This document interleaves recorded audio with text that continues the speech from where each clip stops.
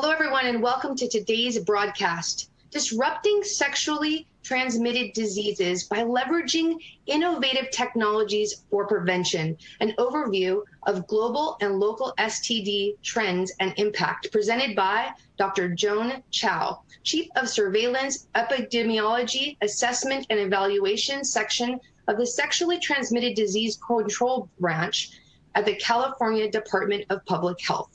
I'm Dr. Susie Valdez of LabRoots, and I'll be your moderator for today's event.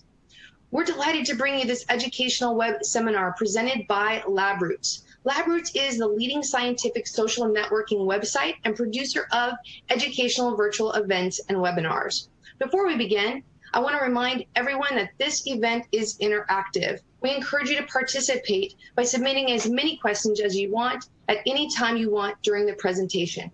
Just click on the Ask a Question box located on the far left of your screen and type your questions into the drop-down box that appear on the screen. Our speaker will also respond to your questions via email. If you have any trouble seeing or hearing the presentation, just click on the Ask a Question box and let us know you're having a problem. This presentation is educational and thus offers continuing educational credits. Please click on the Continuing Education Credits tab located at the top right corner of your presentation window and follow the process for obtaining those credits. Please join me now in welcoming our presenter, Dr. Joan Chow. I will now turn the presentation over to her. Welcome, Dr. Chow. Thank you, Dr. Valdez. I am very honored to be invited by LabRoots to speak on today's topic.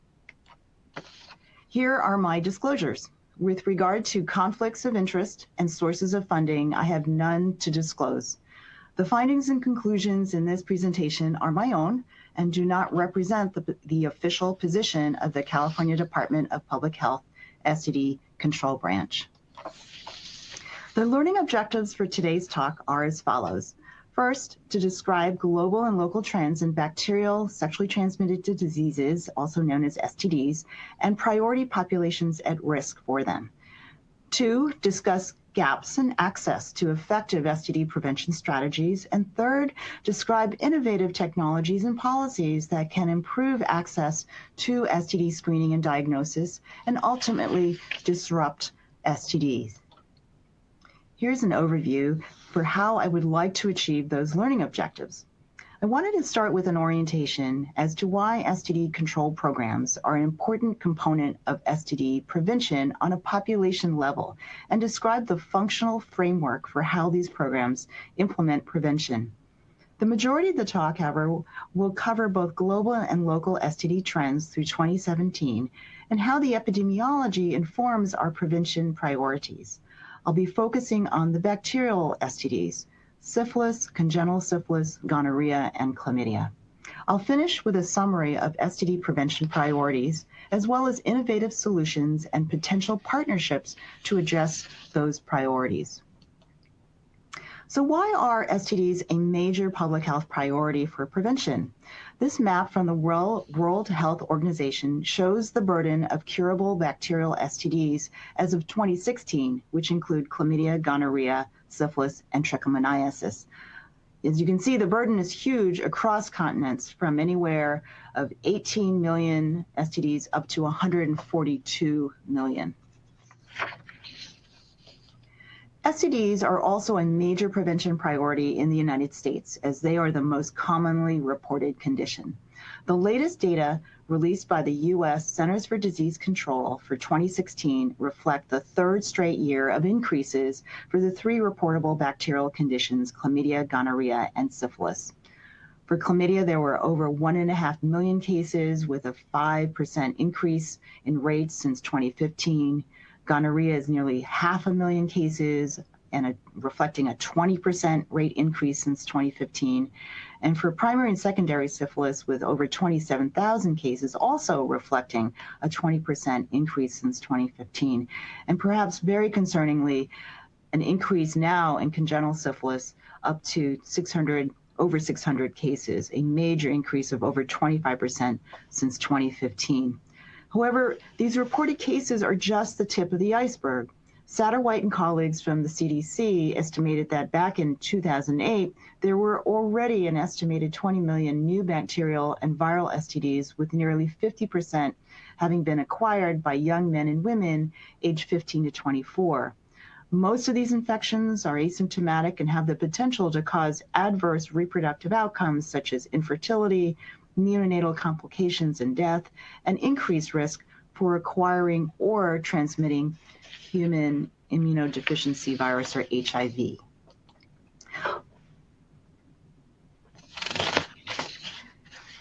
Here again, we see a public media report from The Economist about why STDs are on the rise in America, and again has garnered the attention of public health and the government in particular.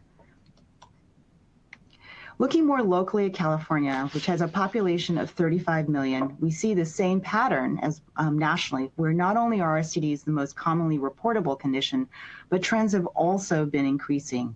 Here are the trends for the three major reportable bacterial STDs in California, shown here with chlamydia in green, gonorrhea in red, and early syphilis, which combines primary and secondary and early latent syphilis, in blue from 1990 to 2017, based on reports to date. And we see that chlamydia rates as of 2017 in the green curve at the top have risen since 1996 to their highest level at over 218,000 reported cases, our highest volume since reporting began in 1990. When we look at gonorrhea in the red curve, we also see that gonorrhea burden has risen to higher than even 1990 levels with over 75,000 cases. And although early syphilis cases were at a lower volume by orders of magnitude compared to chlamydia and gonorrhea during this period, we've also seen consistent and steady rises starting from 2000 to now over 13,000 cases. So what can we do? Where and how can public health, and specifically STD control programs, intervene to address this large and increasing burden of STDs? This is a schematic from the WHO Global Health Sector Strategy on Sexually Transmitted Infections from 2016 to 2021 towards ending STIs. Starting from the left, you can follow the continuum of STD services that are needed for effective control in a population, starting from all people who happen to be at risk to those who are reached by primary prevention activities, through to access to care, and which includes being tested and treated. But what I just showed you is really part of a much more coordinated set of STD prevention activities that are organized according to these key areas. The schematic that I'm presenting here is for the California State STD Control Branch, but the framework is common across all STD prevention programs at local and global levels, depending on available resources. So starting from the upper left is surveillance and epidemiology, where data on STD burden is monitored and analyzed to describe the demographic and behavioral characteristics of persons at risk for STDs. Going to the upper right is health promotion and healthcare quality improvement, which deals with adherence to best practices in clinical and laboratory settings for screening, diagnosis, and treatment. Next, below, is local capacity building, which enables access to technical assistance and training for local health department staff to actually implement STD control activities. And then moving to the left of that is disease intervention, which is about addressing sexual partner networks to ensure testing and treatment to interrupt transmission. And at the bottom is medical and scientific affairs, which ensures that prevention measures are evidence-based and can be translated to public health practice. And lastly, policy and communications are core to identifying and addressing structural changes that are necessary for supporting effective prevention strategies, whether through regulations change or insurance of access to sexual health services. For each of the following bacterial STDs, I will discuss where this framework can be used to identify effective prevention strategies. Let's start with syphilis, which, as noted here, can have very serious complications, which, when left untreated, can ultimately lead to neurosyphilis, ocular and otic syphilis, and congenital syphilis and stillbirth for babies who are exposed in utero. Globally, after many years of low syphilis rates, almost to the point of elimination, there has been a resurgence that has disproportionately impacted men who have sex with men, also referred to as MSM. This review by Ibarra and colleagues summarized the increases in syphilis infections among MSM in the US and as well as multiple countries in Western Europe from 1998, the period with the fewest syphilis infections onwards through 2013. In the US, there was a marked increase in primary and secondary syphilis, the symptomatic stages of syphilis that started essentially at the same time in the global era in the early 2000s. And here the increases were seen across all regions of the US and have accelerated with about a 20% increase as of 2016. In California, the same increases have been seen here since 2000 through 2017. Early syphilis cases in California were predominantly male, shown here in blue, with near doubling of cases and rate of nearly 60 per 100,000 since 2013, as seen here. However, we should note that female cases and rates, seen here in the red, have increased eightfold more recently since 2013 to a rate of 8.5 per 100,000, reflecting a more recent rise in heterosexual syphilis transmission. And I'll come back to this recent trend as well. Here we see a further breakdown of 2017 early syphilis cases in California by sex and gender of sex partners. And starting from the left side of the chart, we see that 28% of early syphilis cases were HIV positive men having sex with men. 32% of early syphilis cases were HIV negative MSM. 27% of early syphilis cases were men having sex with men or men with unknown gender of sex partners. And last, 13% were females. And given this profile of early syphilis cases, there are clear prevention opportunities, for instance, for ensuring linkage to care for HIV positive MSM syphilis cases and navigation to PrEP or pre-exposure prophylaxis for HIV negative MSM early syphilis cases. Clearly, there is a need for increasing HIV testing for syphilis cases with unknown HIV status regardless. What might be factors that have contributed to syphilis increases among men having sex with men? Well, here we see trends in specific venues for meeting sex partners as reported in syphilis case interviews among MSM early syphilis cases. Internet or mobile apps are shown in blue, bars and clubs are shown in orange, and bathhouses and sex clubs are shown in gray. Since 2007, the use of the internet, including mobile apps based on geolocating functionality, has been the most commonly reported venue among MSM early syphilis cases, more so than bars and clubs, bathhouses, and sex clubs. Looking at the internet venues and apps more closely for meeting partners, we see that Grindr has been the most common internet venue or mobile app for finding partners, and increases in its use has been frequently cited as a reason for syphilis increases. Among all interviewed early syphilis cases, the percent reporting meeting partners online or via apps was 32% among men having sex with men and bisexual men, as compared to heterosexual men having sex with women, only 6%, and only 3.5% among females.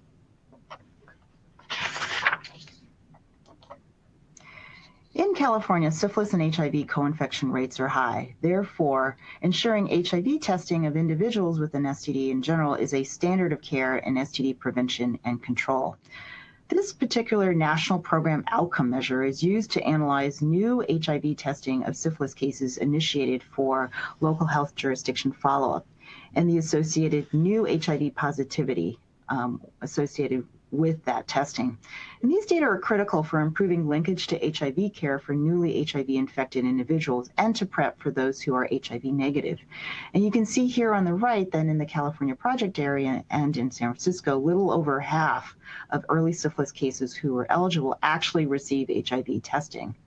Pretty consistently, though, where HIV testing does occur, the yields are high, about 6 to 7% HIV positivity in California and San Francisco, thus making a very clear case for the cost effectiveness of HIV testing among syphilis cases. Conversely, what about syphilis screening among HIV clients? We also know that HIV care clients are at risk for syphilis, and therefore there are national recommendations as well for syphilis screening among MSM clients in HIV care per the CDC. This chart shows variation by city and state in the proportion of MSM and HIV care settings that were screened for syphilis. And the California project area is shown here at the lower end at 42%, so clearly a gap there. So how can STD programs use this type of information about early syphilis cases? And can we leverage the internet and mobile apps, for instance, to increase STD HIV testing? And I think the answer is increasingly yes. For instance, Grindr, the mobile app that I referred to as being the most common one used and cited, has launched a new opt-in HIV testing reminder to app users so that they can get tested more regularly per national guidelines. And further, they are promoting this opt-in HIV testing reminder to their over 3.6 million users to enable them to find HIV testing sites in the US by networking with over 200 LGBT community-based organizations. However, I do want to go back to the other concerning increase in syphilis that we saw for women in California, where the early syphilis rate increased 7 times during the last 5 years. We have also been seeing recent increases in heterosexual syphilis globally as well. And here is a recent report from Japan where similar increases have been seen among women starting from 2013 to 2017 when record levels have been observed. And this is in a population where syphilis has been relatively uncommon for many years.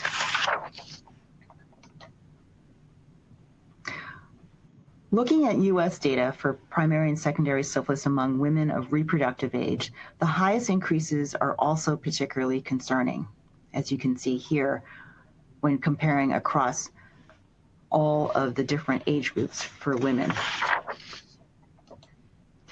This infographic shows the connection between syphilis increases among women and increases in congenital syphilis, which also rose, and this time by 28% in 2015 to 2016 in the United States.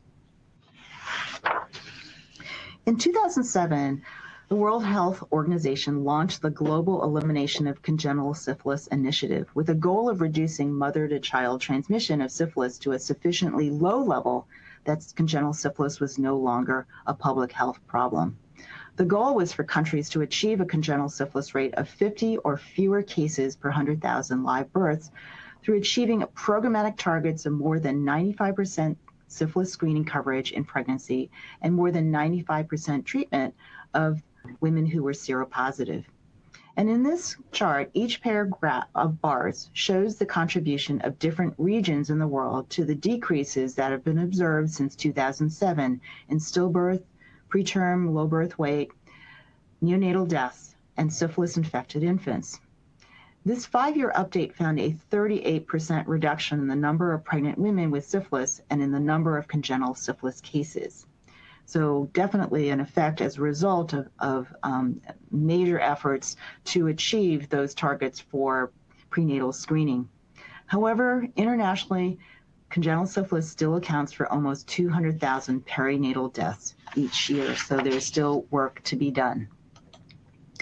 Looking locally at California data, we see the same concerning increases in early syphilis rates among women of reproductive age, which have increased 4-fold since 2013.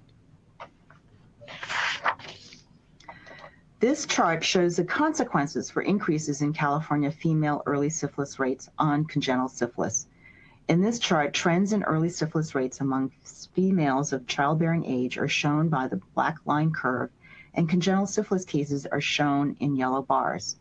This increasing trend in both female and congenital syphilis rates has been apparent since 2012, when both conditions were at their lowest point.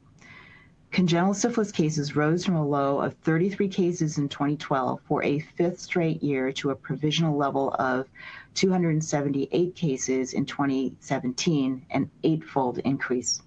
Stillbirths trends amongst the congenital syphilis cases have also increased, and the numbers have tripled from 12 in 2016 to 36 in 2017. The Centers for Disease Control in the United States recognize that recent persistent trends affecting both males, females, and now babies required a much more coordinated and robust response. You should be aware that in 2017, the CDC released a CDC call to action document outlining recommended strategies reinforcing screening, treatment, and partner services for priority populations, including women of childbearing age. I focused here on the right on the specific call for university and industry collaboration to develop and bring to market novel syphilis tests and to conduct clinical research to assess the performance of these tests for effective prevention. This slide takes the gaps in STD prevention for syphilis and offers some innovative solutions for syphilis control.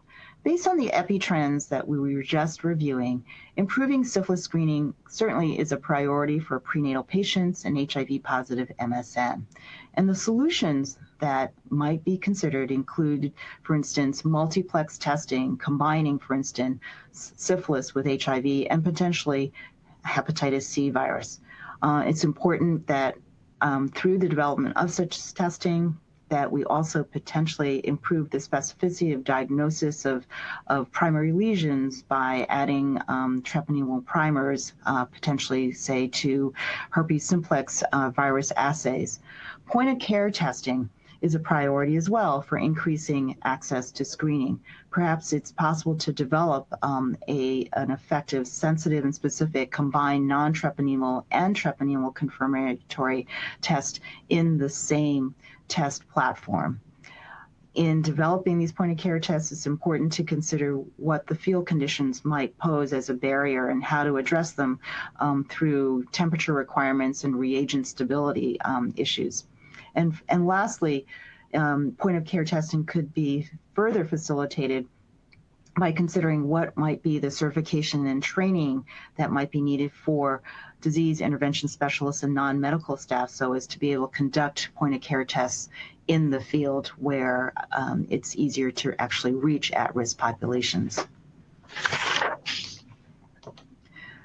Well, let's now turn to gonorrhea trends. Gonorrhea prevention is a national priority because gonorrhea has grown resistant to nearly every drug ever used to treat it. We are now down to one recommended treatment for gonorrhea, and we know that increasing multi-drug resistant Neisseria gonorrhea reports are a major concern for ongoing control. The World Health Organization Global Gonococcal Antimicrobial Surveillance Program, or GASP, is key to monitoring antimicrobial resistance trends, identifying emerging resistance, and informing regular refinements of treatment guidelines and public health policy on a global basis. In vitro and clinical resistance to Neisseria gonorrhea, to the extended spectrum cephalosporins, the last line treatment for gonorrhea, have been reported from many particularly well-resourced settings globally, with as high as 30% shown here in the gold regions and up to 50% is shown in yellow. Up to 5% is shown in yellow. The emergence of antibiotic-resistant gonorrhea is especially concerning given recent trends in gonorrhea incidence. After decades of major declines in gonorrhea since the 1970s and low rates in the last 10 years, we have started to see recent increases. In 2016, a total of almost 500,000 cases of gonorrhea were reported in the United States and represented a nearly 20% increase since the prior year, 2015, and a 50% increase since the historic low in 2009. Let's turning to California local trends. Here we show the annual trend in California since 1990, and you can see, again, the dramatic increases after the mid-90s with increases particularly for males. Gonorrhea cases and rates increased by 17% over 2016 gonorrhea cases and nearly doubled since 2013. Similar to the syphilis case profile, we are starting to see an imbalance in the gender ratios for gonorrhea. About 2/3 of our gonorrhea cases in California are males. Men who have sex with men make up 43% of our total cases, but if you just consider it out of just men, they make up nearly 2/3 of all male cases. And this is based on some follow-up gonorrhea cases in a project we call the California Gonorrhea Surveillance Project. Where are gonorrhea cases likely to be diagnosed? Well, we use the same data from CGSS to look at providers diagnosing men having sex with men, heterosexual men, and females, and noted some key differences in the provider type. STD clinics and private providers were the most frequent provider type for diagnosing MSM gonorrhea cases, while private providers and emergency room were most common for heterosexual men, and family planning was the most common for females. Here we see the distribution of site of infection for gonorrhea cases by sexual orientation. How does this inform our intervention and prevention strategies? Well, it shows that since half of all reported infections were at extragenital sites for MSM, screening MSM at these sites, these 3 sites, is necessary to not miss half or more of gonorrhea infections. As shown on the last slide, many MSM gonorrhea cases were diagnosed at STD clinics, and as such, conducting 3-site testing more frequently than other providers. How did the recommendations to conduct 3-site testing affect our development of diagnostic tools? Well, our program in California conducts a clinical laboratory survey every few years, and these data have been useful for understanding laboratory testing of each of the STDs. And here we see the trends for gonorrhea test types, where the green line shows the increase in the use of nucleic acid amplification tests for GC during the 2000s, where it has been the most common test type as of 2012. The higher sensitivity of nucleic acid amplification tests for GC extragenital testing compared to culture has clearly improved our ability to diagnose and treat these otherwise undetected infections. Adherence to 3-site testing may well be a factor for increased gonorrhea case reporting, particularly in urban areas in California, in San Francisco, and Los Angeles.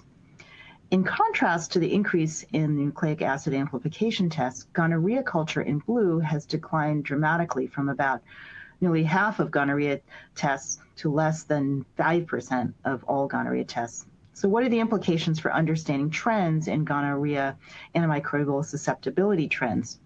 A concerning issue that we started this section with.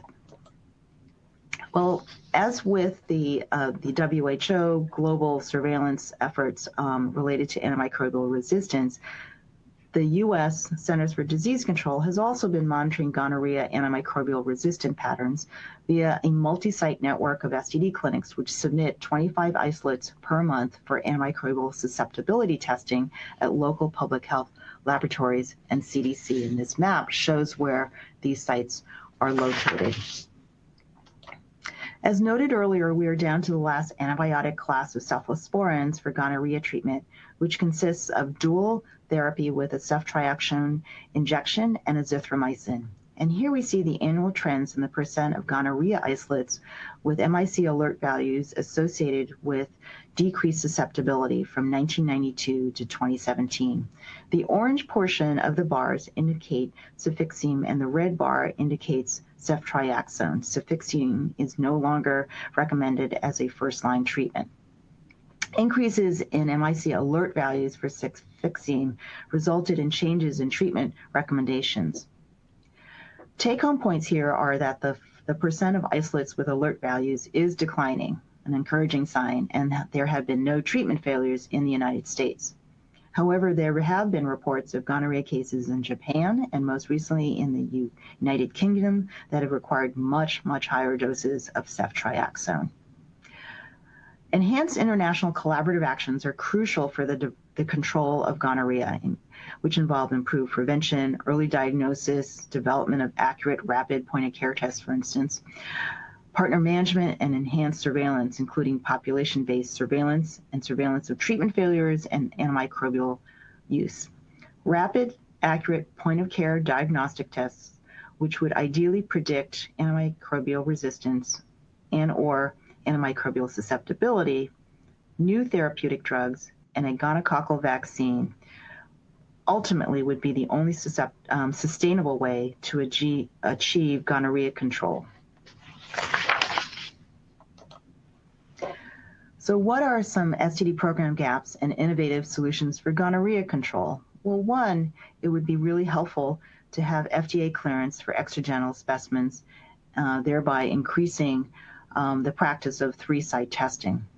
Secondly, enhanced international collaborative actions are crucial for the control of gonorrhea, including these improved prevention strategies, early diagnosis, partner management, enhanced surveillance, as I mentioned. And thirdly, development of rapid, accurate point-of-care diagnostic tests, which would ideally also predict antimicrobial resistance, would be helpful, along with those new therapeutic drugs and a vaccine.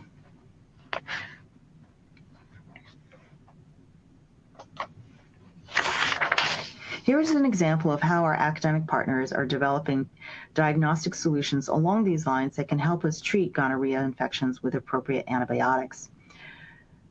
University of California, Los Angeles researchers developed a real-time reverse transcription PCR for a mutation in one of the markers associated with resistance for gonorrhea.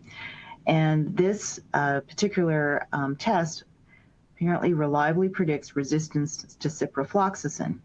And you might remember ciprofloxacin was a drug that was associated with a high proportion of isolates with decreased susceptibility in the early 2000s.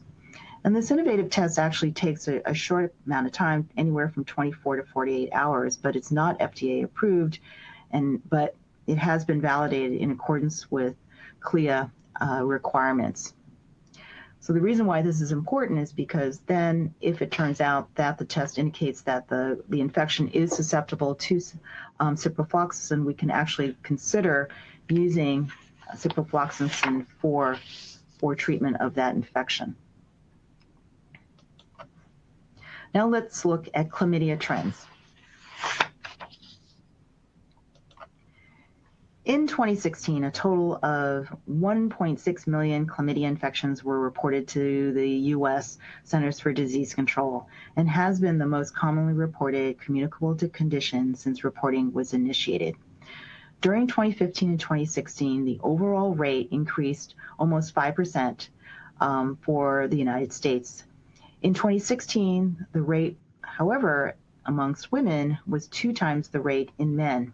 And this is probably likely to the much more common practice of access to care for women compared to men.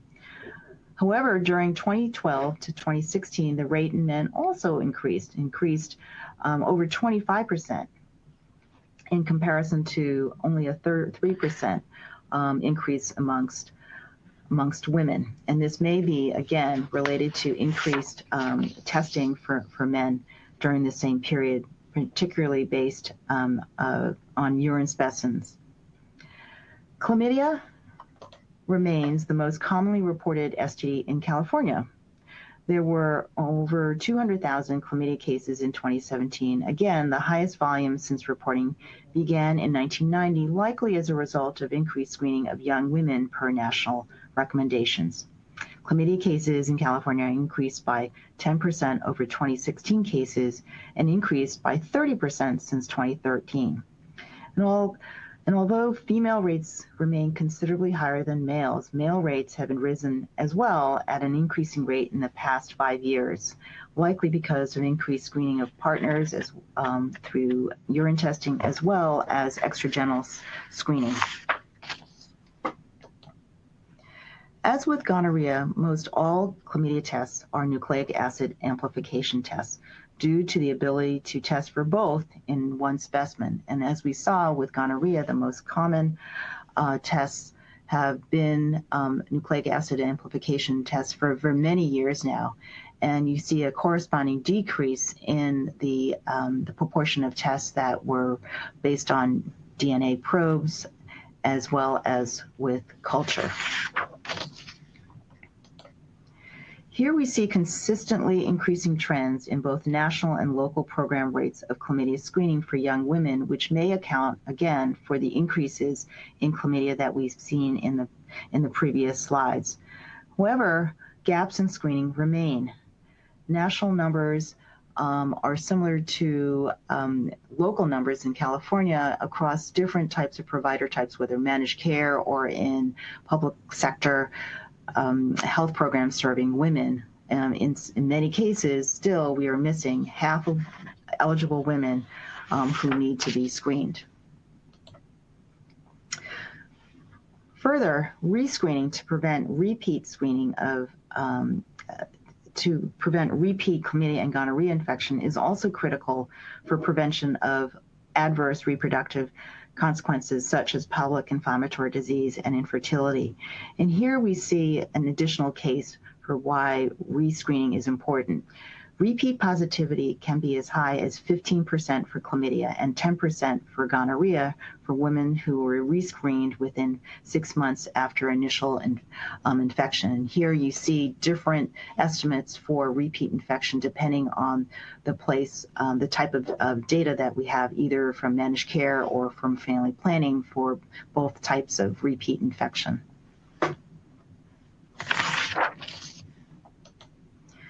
So as I mentioned, there are also gaps in rescreening, as we see here from some data that we have on family planning clinic patients in California. Only 1/3 of women who were treated for chlamydia actually were retested within 6 months of treatment.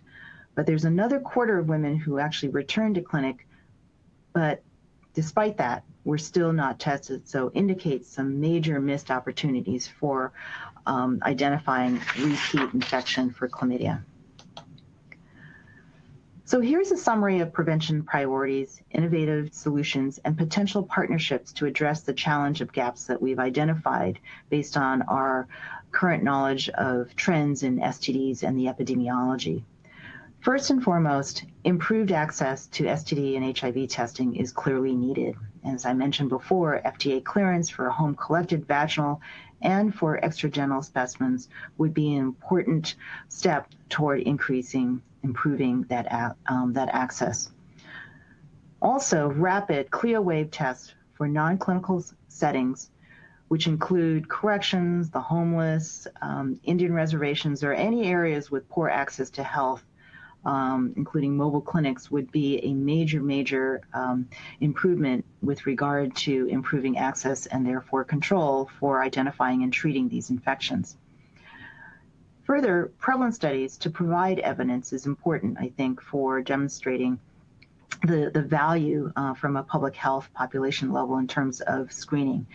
And it's not really unclear whether we really do need to have a randomized control trial in order to provide that evidence, particularly for informing U.S. Preventive Services Task Force and CDC treatment guidelines for screening.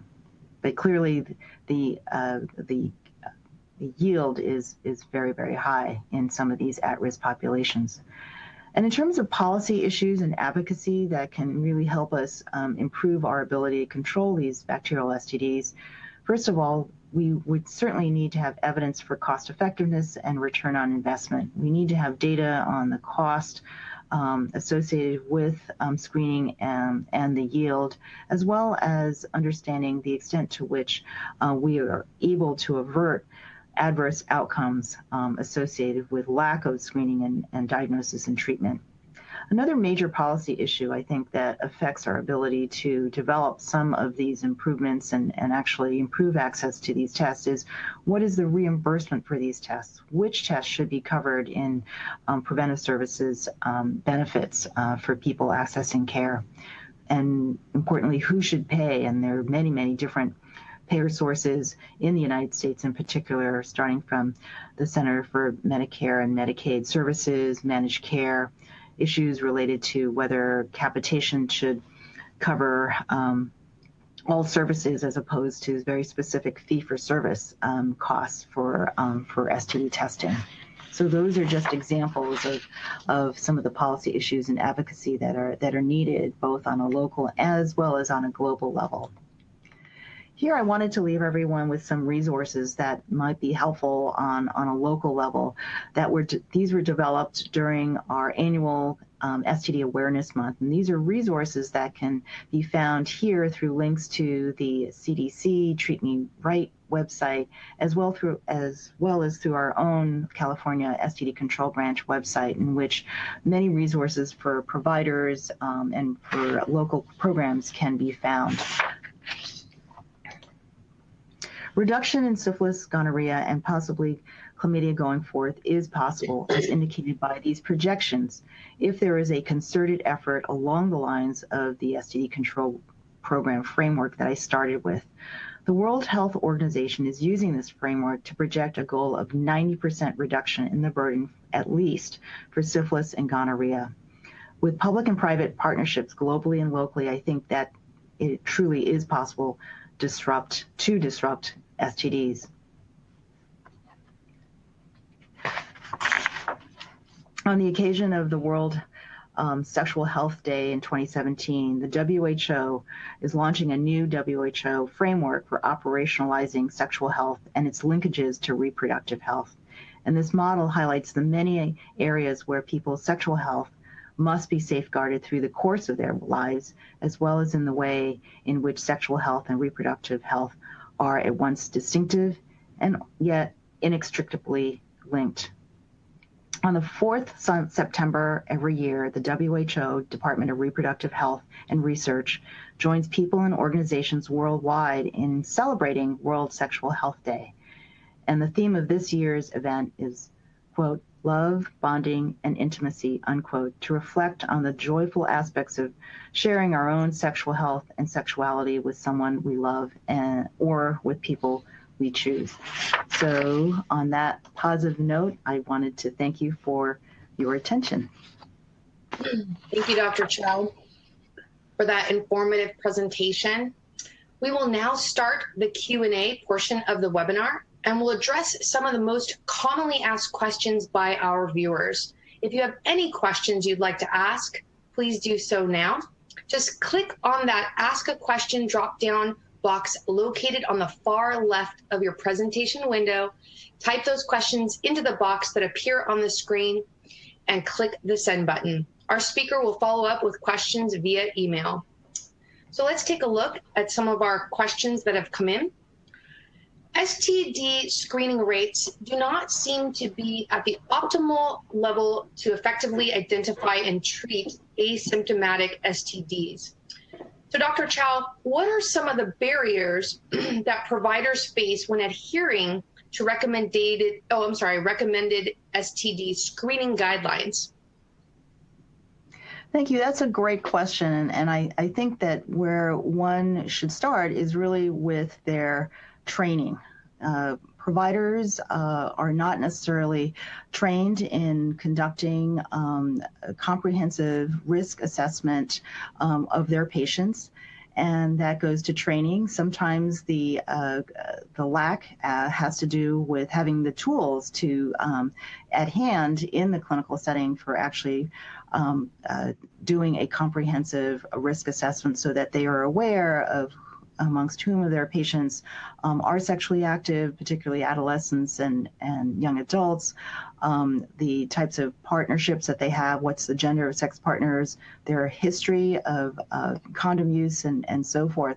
Having those types of tools in some easy to access manner would be a major help. Not having them available, I think, or having the training, I think, would be a major barrier. So providing that type of training and those tools would be a major asset, I think, in terms of having increasing those screening rates for patients who require that type of screening.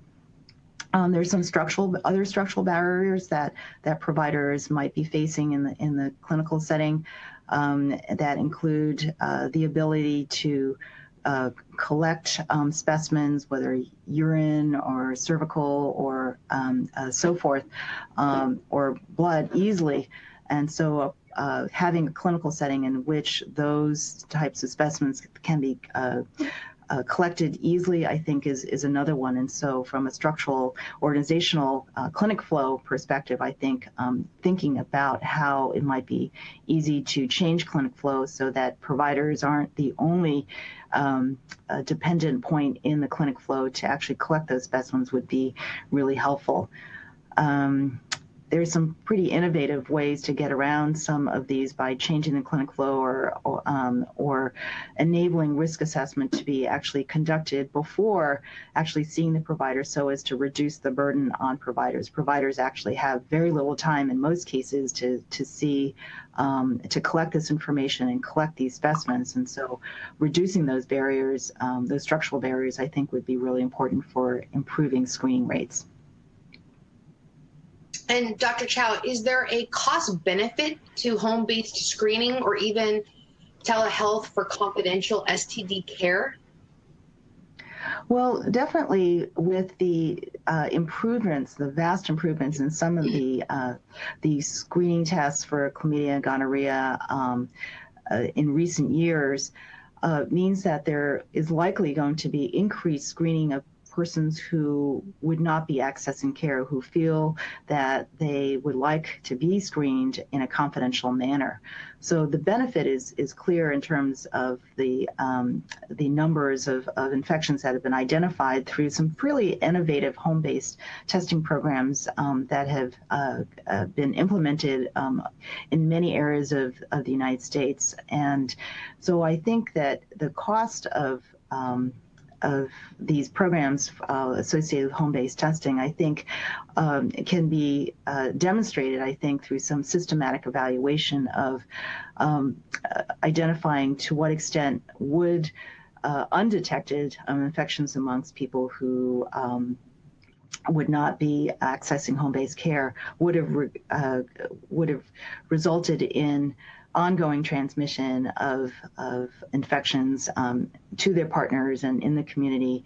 The cost associated with infections that would have gone on to affect upper genital tract, such as pelvic inflammatory disease and potentially infertility. You have to balance essentially the costs and the benefits of implementing these programs with the types of infections and ongoing transmission that would have occurred. So those types of evaluations are still needed, I think, in order to help promote home-based screening. In terms of telehealth, again, we have to think about, how we're able to actually get persons who would not otherwise come into the clinic setting actually accessing care and having some of those conversations with a provider in a telehealth environment, and how that essentially connects them to potentially home-based screening for STDs, thereby bringing them into to care and treatment.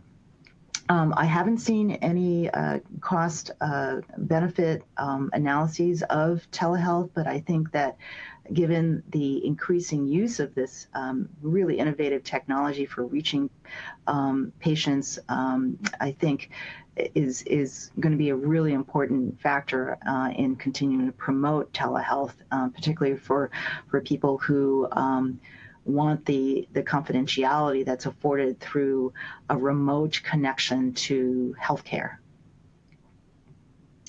And Dr. Chow, you've made a strong case for the continued development and utilization of the point of care test for syphilis to increase access to screening, particularly for hard to reach at-risk groups. What are some of the research and policy barriers that need to be overcome to facilitate the use of these points of care tests?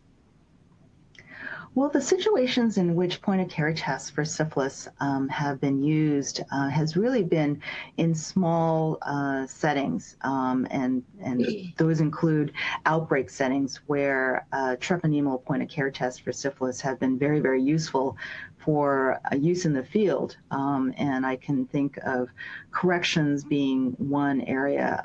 In some outbreaks, it's been recognized that many of the syphilis cases associated with an outbreak have been actually identified in jail or have contacts who have been in jail before.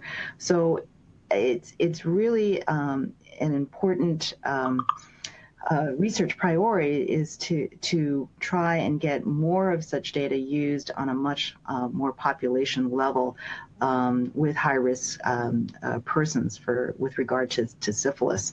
And I think the more information that we have about the high yield when used in a very targeted way with high-risk populations can really further inform some of these cost analyses for supporting expansion of point-of-care tests for syphilis, and I have to stress that it's important to try to do these evaluations using data where there are high-risk persons and not just in low prevalence populations.